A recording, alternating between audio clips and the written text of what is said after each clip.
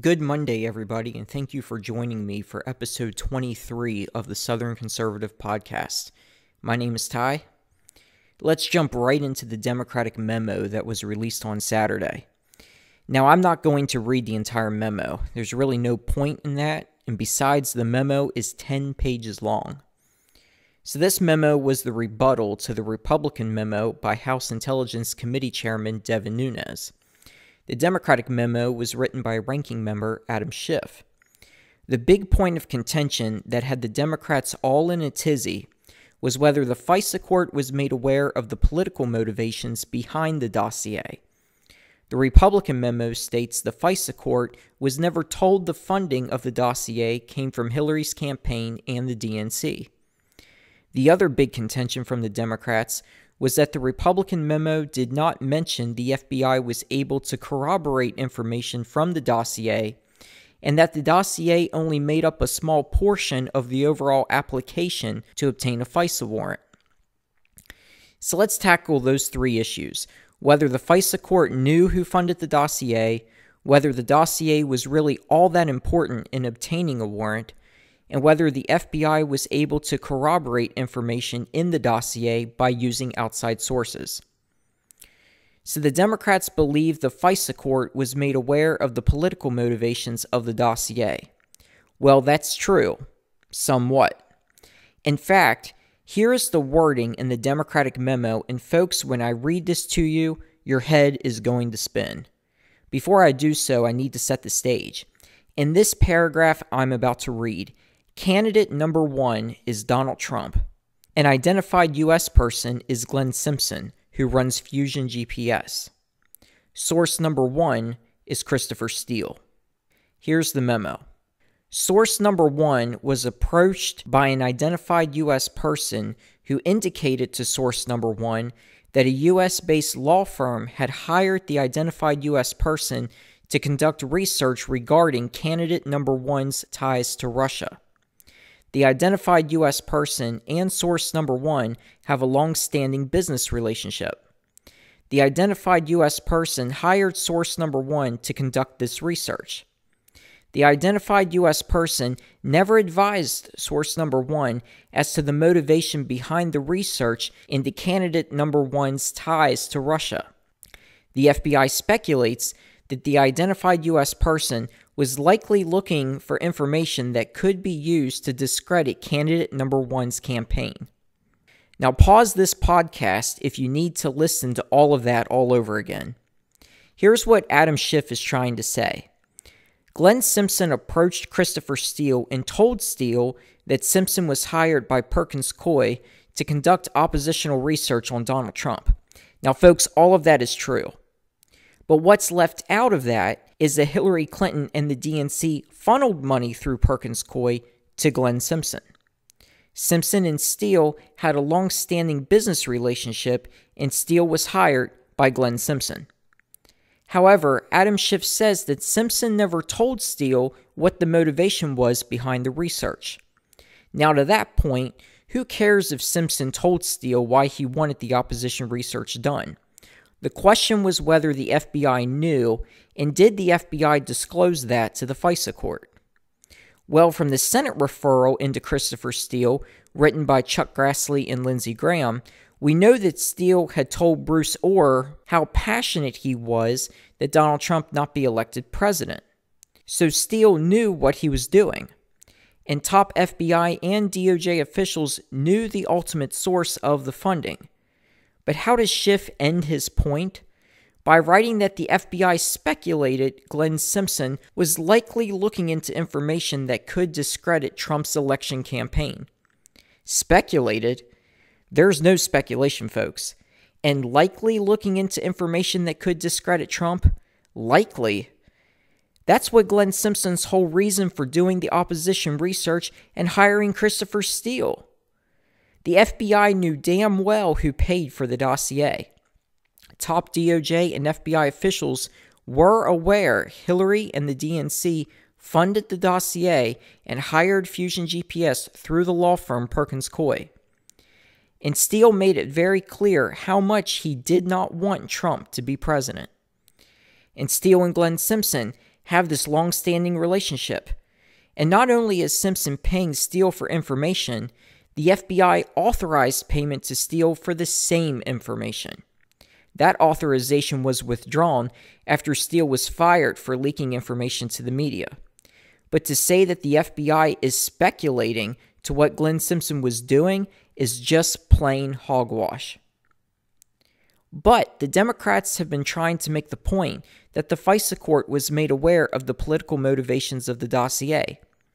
And as I said before, from what Schiff wrote, you clearly see the political motivations, but you don't get the whole picture. The Democratic memo never says the FISA court was told that the dossier was paid for by Hillary's campaign and the DNC. That's because the court was never told of that information. So it makes the point Republicans have been saying all along. So it really makes Adam Schiff look quite stupid. And had the court been told the dossier into one candidate was paid for by the other candidate, a FISA warrant most likely would never have been issued. Now let's look at the second point, that the dossier was not really the bulk of the FISA application.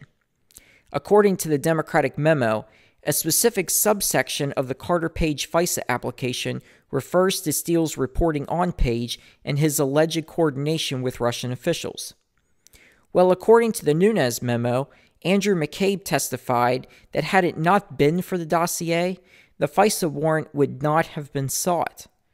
Further, according to Grassley and Graham, both of whom have seen all 4 FISA applications, they say the first 2 applications relied heavily on Steele's claims in the dossier.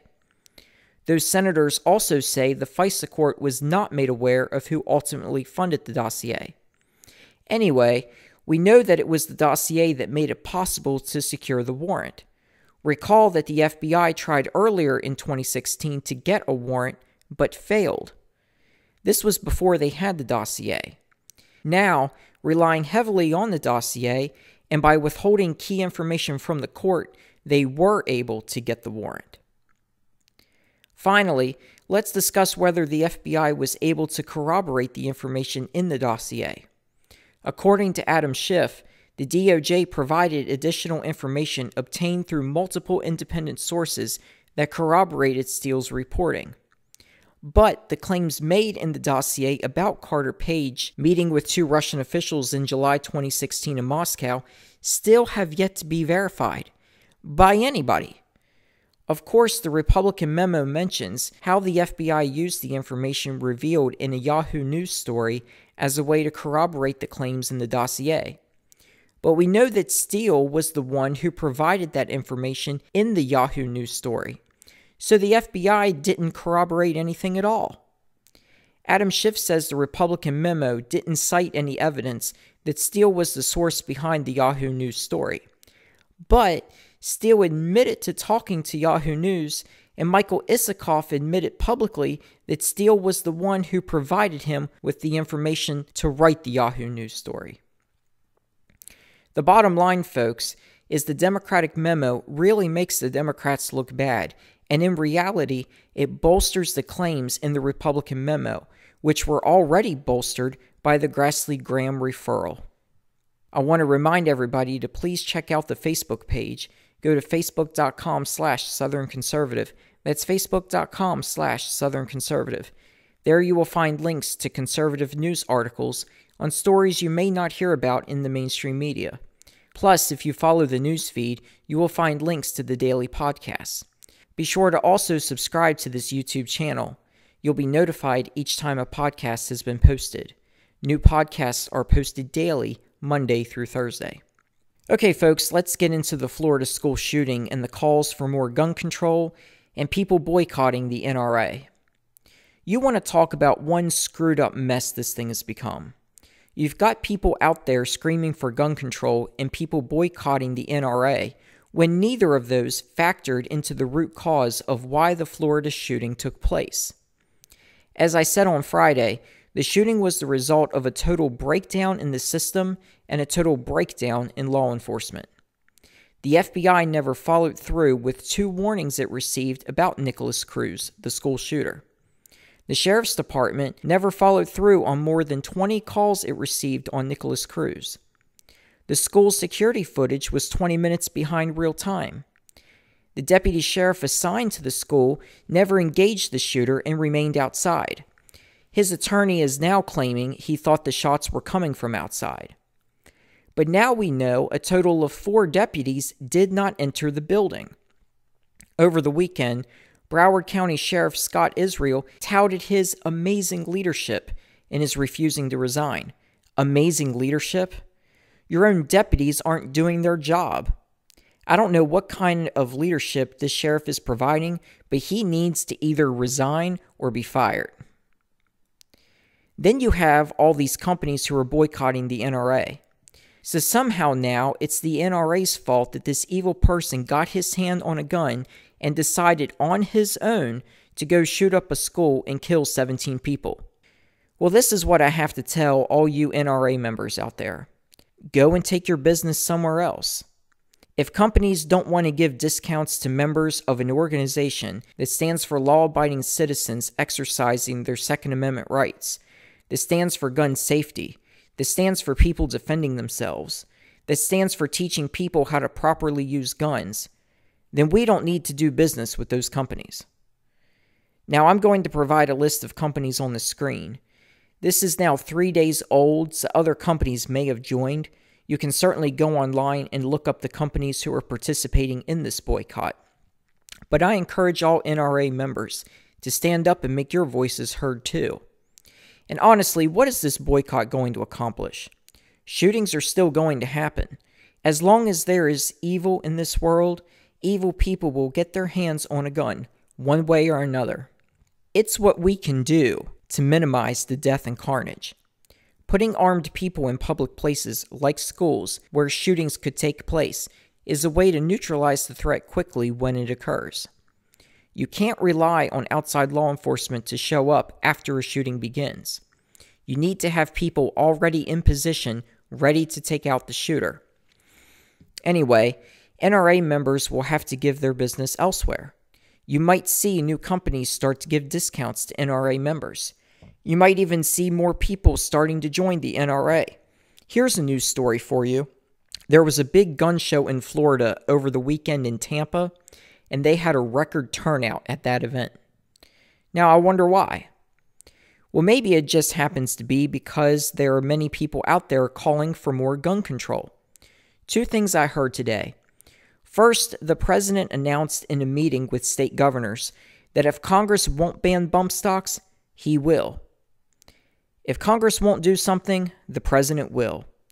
That sounds a lot like how Obama conducted business, doesn't it? If Obama couldn't get something through a Republican Congress, he would just write an executive order. Folks, how is banning bump stocks going to prevent future shootings? You can manufacture bump stocks on your own if you really want to. A 3D printer will make a bump stock for you. You don't have to go out and buy one. Plus, are you going to confiscate bump stocks that people already own? Then there is this idea of raising the age in which a person can purchase a semi-automatic rifle to 21. So an 18, 19, or 20-year-old won't be able to purchase a semi-automatic rifle. Florida Governor Rick Scott is calling on raising the minimum age to purchase any gun to 21, with exceptions for military and law enforcement personnel. Folks, what is this going to solve? So what if you ban younger adults from purchasing firearms? They will still be able to get their hands on them. I'll say it again. 20-year-old Adam Lanza in 2012 stole a gun from his mother and killed elementary school students in Newtown, Connecticut. He didn't buy the gun, he stole it. And how is this law going to prevent someone who is 25 or 30 or 69 from committing a mass shooting with a semi-automatic rifle? Why is the age arbitrarily placed at 21? We send men and women off to war at age 18. We give them a fully automatic weapon. We train them on those weapons. But when they come back home, they can't purchase a rifle? Seriously? Again, folks, gun control legislation isn't going to prevent more gun violence. It just limits and restricts the Second Amendment rights of law-abiding adults. Second Amendment rights should be the same whether someone is 18 or whether someone is 21. The next mass shooting that takes place, and it will take place, folks, it's inevitable. But if the person doing the shooting is over 21, I guess this idea didn't solve a damn thing, did it? I'd like to know how many of the recent shootings were caused by someone who was younger than 21. The Las Vegas shooter was 64. The man who shot congressional Republicans during softball practice was 66. The San Bernardino shooters were 28 and 29. The Virginia Tech shooter was 23. The Orlando nightclub shooter was 29. Do you see my point, folks? Now, I agree we need to make our schools safer, and we need to do that by arming teachers and other school personnel, arming guards, guarding entrances, having metal detectors in place, searching backpacks as students enter school, only having one entrance into school available during the school day, checking identifications, and so forth. If you have people with concealed firearms on location, then you can more easily stop a shooter once a shooting begins. But also having enhanced security at school entrances, just like we have enhanced security at entrances to stadiums, government buildings, and prior to boarding an airplane, we can certainly minimize the number of weapons and nefarious gun wielders who enter schools wanting to cause carnage. And there are several states moving forward with these policies. Local school districts are already working with local law enforcement. We don't have to wait on federal legislation, but certainly federal legislation will make it possible to provide school districts with financial resources needed to protect their schools. That is how you solve the problem. You don't solve the problem with gun control. Anyway, that will do it for today, folks. I'll be back Tuesday with another podcast.